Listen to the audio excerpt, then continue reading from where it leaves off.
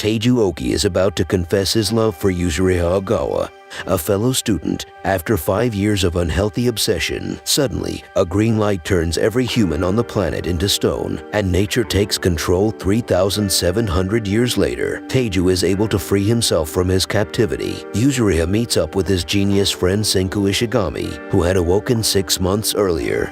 After discovering the tree where he is petrified, Senku seeks to rebuild civilization in this stone world using his scientific knowledge, and Teiju's brought to help him develop a needle solution out of a miracle water made from bat guano that may be able to free people from their petrified state. After a year of research and development, the two friends have succeeded in creating a successful revival fluid blend. Senku and Teiju prepare enough revival fluid to resurrect one person, with Teiju selecting Yuzuriha as the first subject. However, they are suddenly pursued by a pack of hungry lions, prompting them to resurrect Tsukasa Shishio, the town's strongest fighter, to fight them off. Tsukasa kills the male lion and skins it to wear as part of his outfit. Senku assigns Teiju with harvesting seashells and grinding them into calcium carbonate as a first step towards advancing civilization, as Tsukasa has proven to be a valuable hunter, providing food for the trio. Tsukasa, on the other hand, tells Senku that he plans to murder petrified adults in order to create a world free of corrupt adults, which goes against Senku's ideals of reviving everyone. Senku sends Tsukasa away to find the source of the revival fluid, while he and Teiju prepare a batch of revival fluid to finally revive Yuzuriha. Senku and the others set out for Hakone in search of scientific weapons to stop Tsukasa's murder spree, with Yuzuriha finding the Great Buddha of Kamakura to serve as a landmark. Senku is given the ability to make gunpowder after the trio arrives at a volcanic hot spring. Following Senku's successful batch of gunpowder,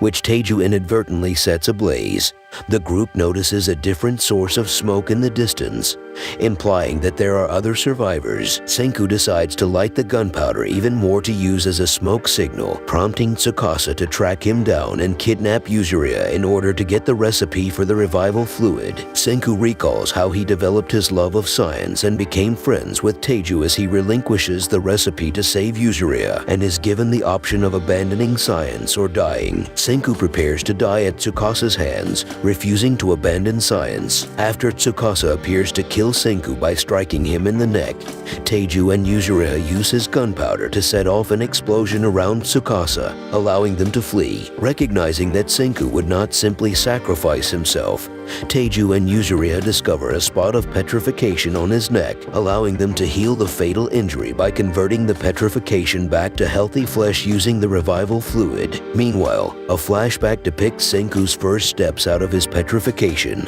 and the tools he needed to survive. The flashback continues to show how Senku tracked down Teiju and set about unpetrifying him. Senku is successfully revived in the present thanks to the revival fluid, which makes him curious about the fluid's regenerative properties. Senku accomplishes this by sending Teiju and Yuzuriha as spies into Tsukasa's army while he searches for new allies. Meanwhile, a mysterious girl named Kohaku tries to attack Tsukasa, but she is trapped under a tree by Tsukasa, who then proceeds to the miraculous water cave. Senku discovers Kohaku after Tsukasa has left and uses his science knowledge to construct a block and tackle to lift the tree off of Kohaku. Senku is returned to her village by Kohaku, where he meets guards Kinro and Jinro, as well as a sorcerer named Chrome. Despite the fact that Chrome's sorcery fails to demonstrate his superiority, Senku recognizes Chrome's sorcery as the primitive beginning of the stone world's first scientific discoveries. Senku is so impressed with Chrome's progress on his own that he appoints him as his apprentice. Senku tells Chrome about the world that existed 3,700 years ago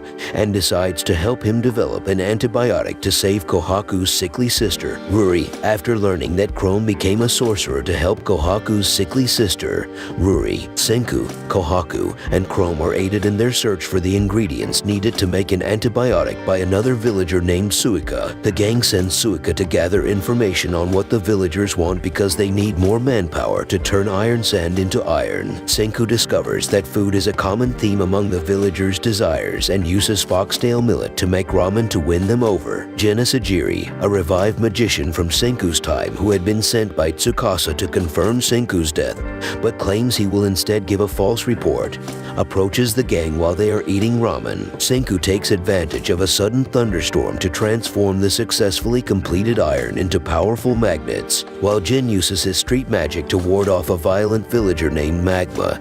The gang uses the magnets to construct a power generator, which they persuade Kinro and Jinro to operate, resulting in the light bulb's reinvention. Jin is suddenly attacked by a mysterious assailant while recalling the time he was first revived by Tsukasa, barely surviving thanks to fake blood bags he had protected himself with. When Kohaku discovers that the perpetrator was Magma, who mistakenly believed that Jin was the sorcerer rather than Senku, he reveals that Magma did so in order to win the Grand Bout, a tournament that Kohaku had previously defeated to prevent him from marrying Ruri and becoming village elder. Jin gives a false report to Tsukasa after Senku promises to make him a bottle of cola as Kohaku, Kinro, and Jinro train for the Grand Bout. Senku produces glass from quartz sand, which he uses to make glasses for Suika, who is nearsighted. Chrome hires Keisuke, a skilled craftsman who can quickly adapt to the unfamiliar substance because he lacks the skills required to glassblow usable lab utensils. Senku offers to make Jinro a silver spear as part of a dangerous mission to break in their new lab.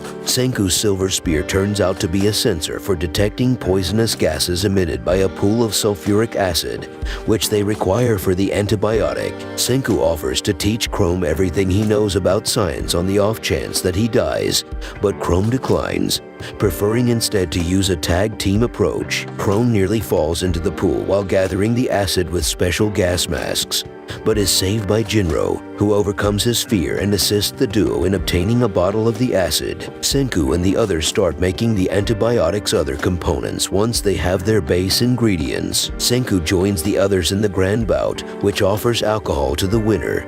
In order to complete the remaining elements, Senku is greeted by Ruri, who appears to recognize his name from somewhere.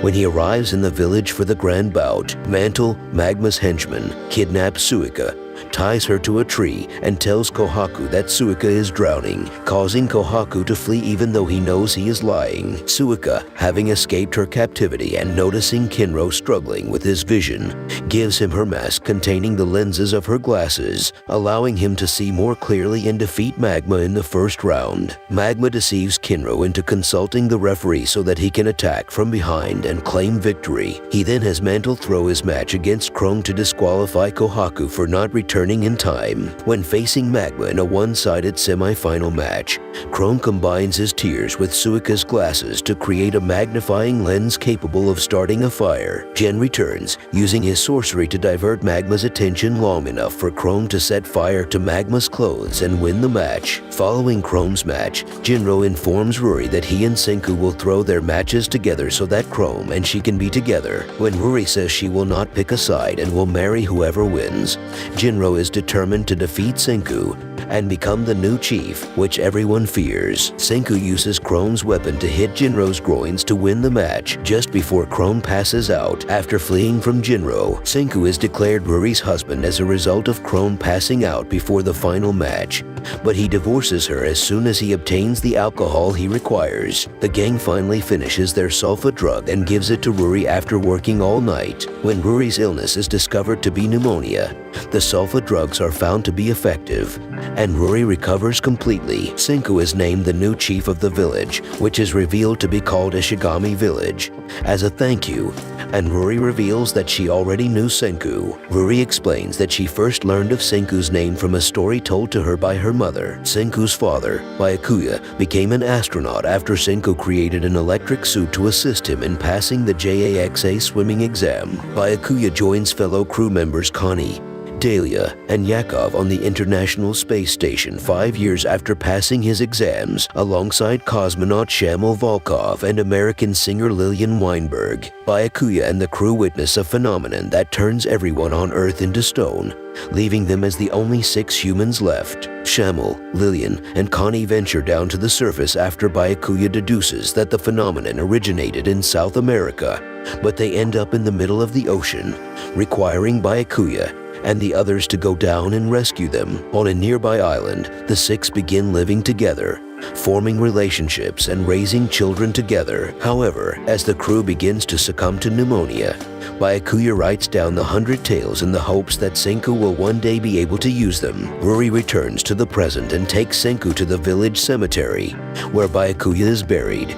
Relaying Byakuya's final message to Senku, the 100 tales are a scientific gift for him. Tsukasa and his army are approaching, so Jin warns Senku and the others. Kinro is beaten down by a group of Tsukasa's army led by a man named Hyoga as they approach the village. Senku, with the help of Jin and Magma, convinces Hyoga's group that they have already produced guns, forcing them to retreat. Jinro is unwilling to cut down the bridge to the village while Kinro is still on it. Hyoga's team attacks again 3 days later, this time during a storm that renders guns useless, only to discover that Senku and the villagers have managed to produce katanas. Despite the fact that Hyoga's spear technique makes him a formidable opponent, the spear breaks due to Jin's cunning sabotage. Hyoga reveals that his attack was just a ruse to allow his ally, Hamura, to sneak into the village and set fire to it, forcing the villagers out into the open. Suika successfully lures Hyoga's troops away from the village,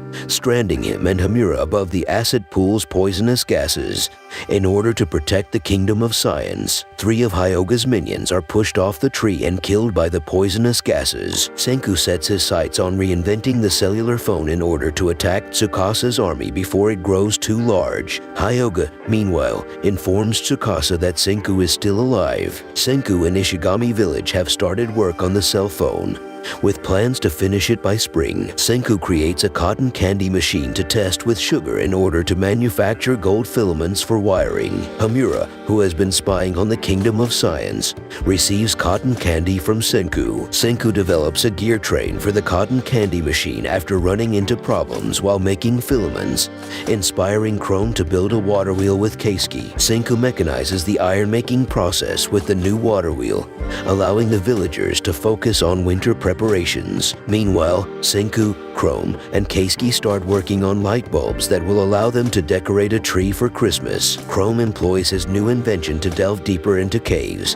where he discovers a slew of new minerals. Senku and Keisuke attempt to build a vacuum tube, but they are unable to find a filament that can withstand the high temperatures. Senku receives inspiration from Suika during a New Year's sunrise and realizes that tungsten is the solution, so he sends himself, Chrome, and Magma on a spelunking expedition. Senku, Chrome, and Magma are looking for tungsten in a nearby cave. Magma tries to save Senku from falling into a sinkhole after they come across a mica vein, but they both end up trapped. By filling the sinkhole with water, Chrome saves them both. After coming across a mineral deposit, the 3 rush back to the village in order to make it in time for Senku's birthday celebrations. Jin and the village built an observatory for Senku while the 3 were away. Senku reveals the tungsten pile that will be used in the final preparation. To make it usable, it must first be crushed into a fine powder and then heated to an extremely high temperature. While Senku prepares the tungsten powder, he orders Chrome and Keisuke to use everything they have learned since Senku's arrival in the village to devise a method of pinpoint high-temperature heating. After the tungsten filament is made, everyone divides into groups to finish the remaining tasks.